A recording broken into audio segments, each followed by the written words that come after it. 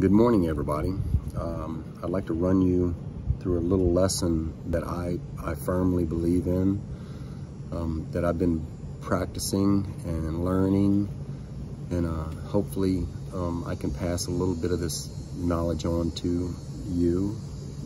Today it's about our timeline, our cosmic, our earthly timeline, and how our lives are seen in that timeline, how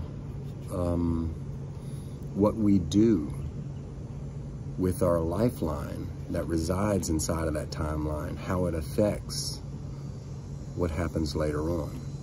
So we're going to begin here. We're going to say that this is a timeline, not a lifeline, but a timeline. This is what we as humans perceive our lives as time. And let's say right here is 1969, which is my birthday. And for argument's sake, let's say I live to 2050. Which would be right here. Let's say I'll live a nice, really long life to 2050.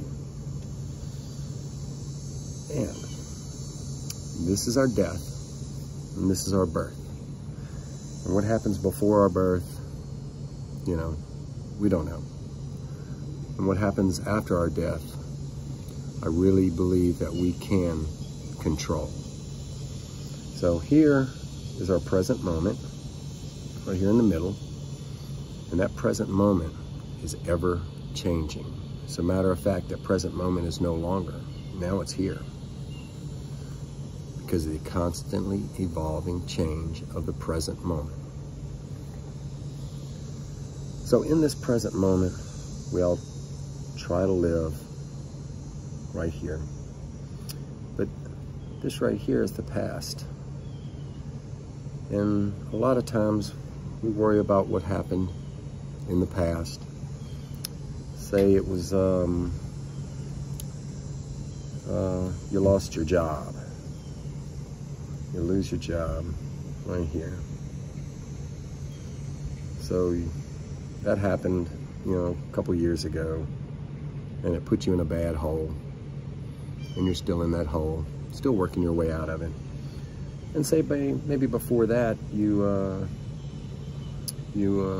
lost your mother or your father. Let's see, you lost your mother.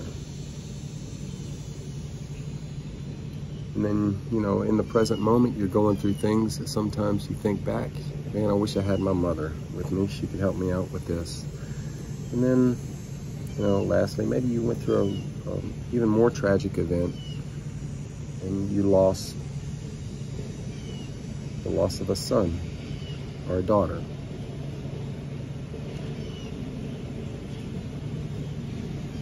And that's extremely difficult for any parent to bear, because it's the wheels set in motion, but they're set in motion backwards. We don't ever want to outlive our children. So this is your past right here, and this is your present.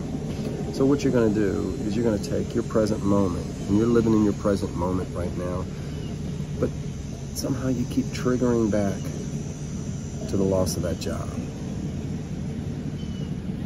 And then in the present moment, maybe one day you're triggering back, you haven't thought about your mother, you're triggering back to the loss of your mother and how devastating it was.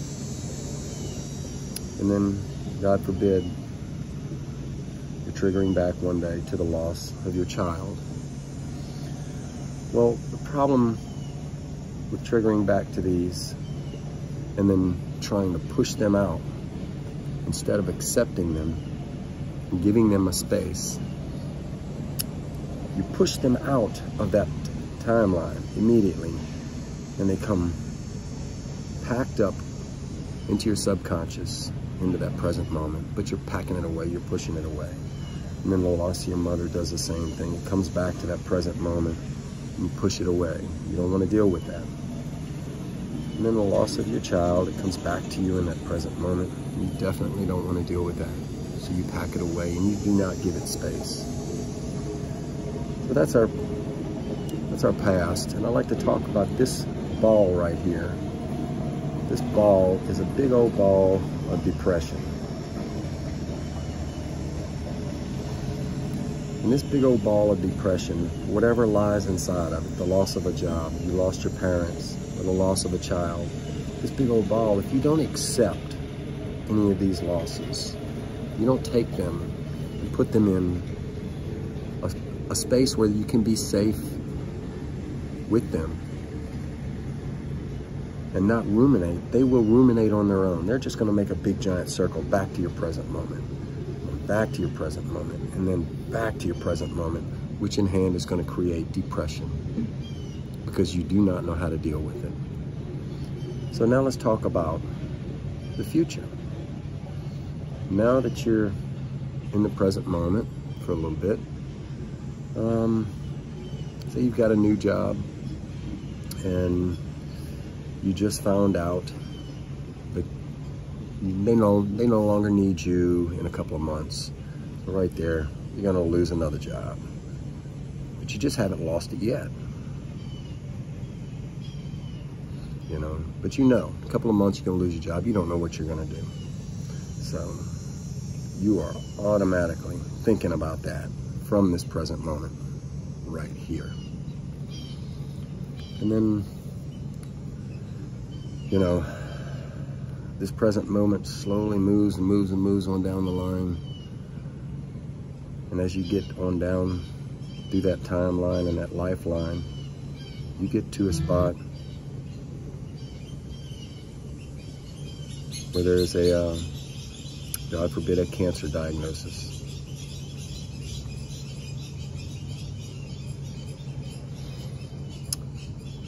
So, your very present moment, which you're present in that diagnosis, it's closer, it's a lot closer. And all this, you're ruminating over this also, your lost job, your cancer diagnosis.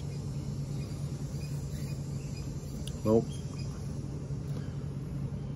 once you've got that, then you take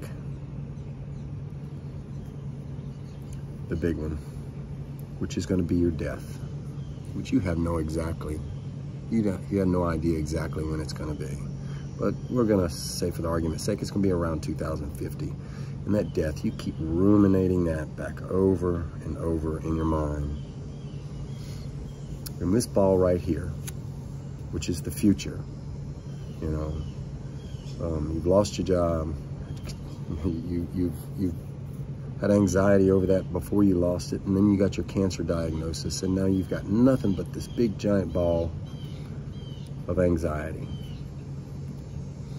And just for argument's sake, this cancer diagnosis, this could be a car wreck to where,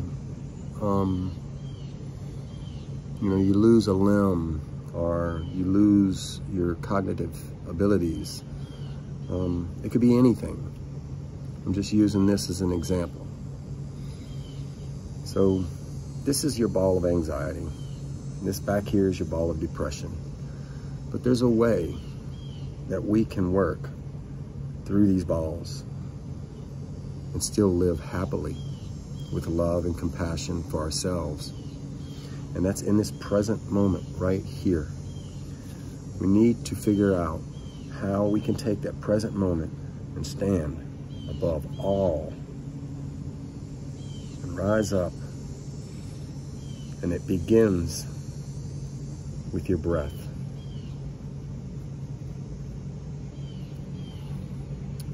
In your breath, you will forever be present. As Thich Nhat Hanh said, each moment only once, for that moment is now gone. So through breath work, we're staying present. We need to do more. We need to practice mindfulness, which is a great way, which is a great way to battle depression and anxiety. Mindfulness can come easy, it can come hard. Even for the easy, it can come hard. And sometimes for the hard, it can come easy. I've been practicing it for years, and sometimes it's still difficult. But that's why it's called a practice. It's not something I say, oh, I'm going to go do mindfulness. I say I'm going to practice mindfulness. So after mindfulness, and you're working on that, you're in that present moment, which is right here, that line. It helps you stay centered.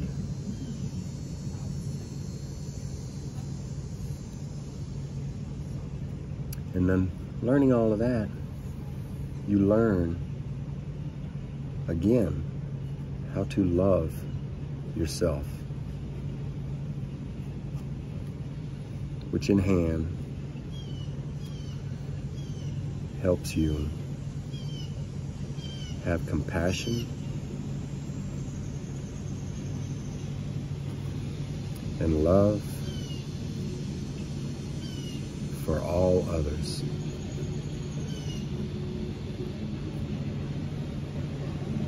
And another thing that helps us stay in that would be to keep a healthy body. And we can do that a number of different ways. Me personally, I love yoga. You might like the gym. Another big part of it is eating right.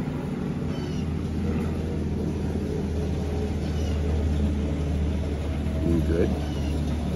And not overindulging.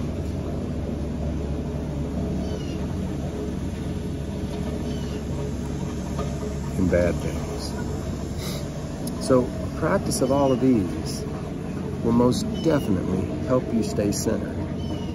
But without that breath work, every bit of this is extremely difficult to stay in the present moment. You can do mindfulness. It will get you centered to where you love yourself and have compassion and love for others. You can go to the gym, do your yoga, eat good, not overindulge, and still drop back into this depression ball or this anxiety ball. So, this death point right here, this birth point right here, I'll say up into the age of 7 to 9 years old, there's no way your karma could be bad. So we'll start somewhere around that age, and you might have a different age. Some people grow up a little quicker, but around the 7 to 9 years old, we're gonna draw a line, what we call our karmic line. And it's just after our birth all the way to our death. So the top of this line, right here, here, here, and here, is our positive karma. When we get below this line, that's going to be our negative karma. And depending on how this line is lived, all the way to your death, will depend on what happens after your death.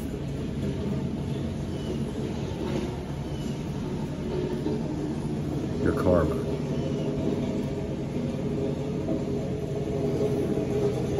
Your truth. Because there's one thing, when we get to this death, right here, we all have to face our own truth. And that truth is not determined by what we went through. These wheels are nothing but rumination of depression and anxiety. So our karma and our truth is defined by how we live along this karmic line through our lives. What we do with our lives. We do bad things, through here are good things through life. Let me also say, you're gonna have negative times in your life. You're gonna have negative karma in your life. But I've got a way you can fix that. And it's very simple. This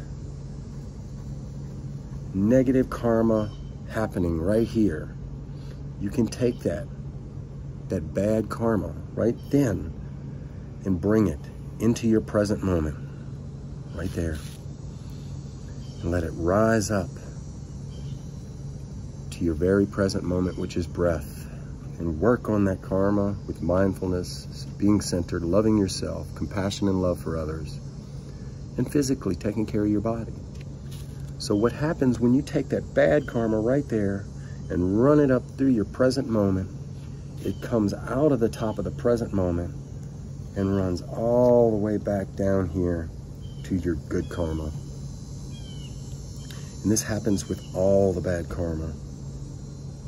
You can change all of this and run it all the way down to your good karma. And then your good karma just keeps looping over, and looping over. Stay in a nice, beautiful, positive, karmic lifestyle. And the easiest way to live in a karmic, positive lifestyle is to lead with love, compassion, and kindness for yourself.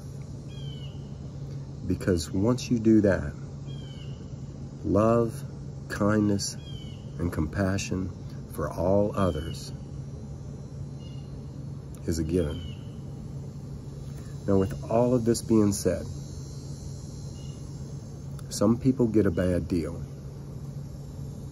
You know, whether it's the loss of a child, or whether it's a really bad cancer diagnosis. Some of us get a bad deal. And there's nothing that we can do about that. So let's not ruminate over in these wheels of depression or these wheels of anxiety. I know that's easy for me to say while I'm sitting here, but I have went through one of these. So I do know you can make it to this good karmic line, staying in this present moment. And if you have any questions, please feel free to ask. You can reach out to us anytime you like. I'm by no means a scientist. I am a yoga teacher, a mindfulness practitioner, and I want to lead my life in a positive karmic lifestyle where when I do reach my death, that I can stand before my death with dignity and boldness. Thank you for listening.